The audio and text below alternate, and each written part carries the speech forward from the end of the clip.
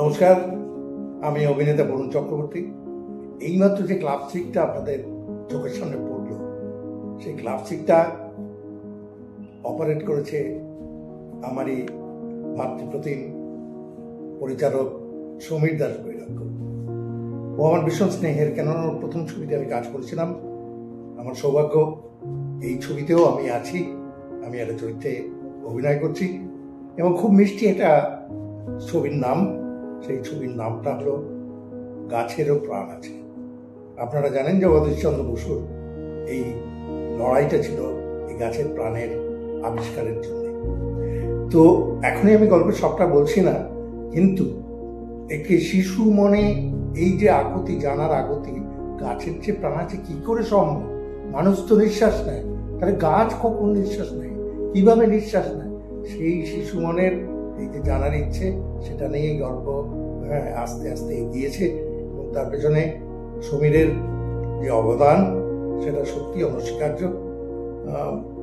কি বলবো, আমি অনেকের সঙ্গে দীর্ঘদিন ধরে কাজ করছি, কিন্তু ওর মধ্যে যে একটা পাগলামো আমি দেখেছি, সেই ছেলেটা ডিরেকশন ছেড়ে আর্টিস্টদের জন্য চা আনতে যাচ্ছে, কখনো খাবার আনতে যাচ্ছে, তার মধ্যেও ভালো একটা কাজ করার চেষ্টা করছে।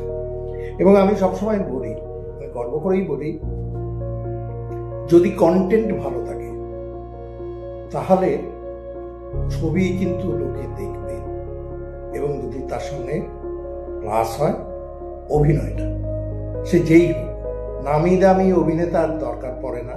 তার উদাহরণস্বরূপ আমরা অনেকগুলো ছবি দেখেছি, সহজপাঠের গল্প, দোস্তজি। সুতরাং ওকে আমি বা নতুনদের আমি সবসময় বলি যে দরকার নেই, গল্পটা ভালো করে, বিষয়টা ভালো করে বলছে। তো আমি আমার অন্তরের অন্তঃস্থল থেকে সমীরকে সবসময় আশীর্বাদ করি, যাতে করে কিনা ও আরো উন্নতি করুক। আজকে ছিল কিন্তু আমাদের এই ছবির মহরত, সেই কারণেই আশা। আজকে আমার কোনো শুটিং ছিল না। আপনাদের আশীর্বাদ সবসময় কাম্য, ও যাতে আরো বড় হয়, আশীর্বাদ করবেন।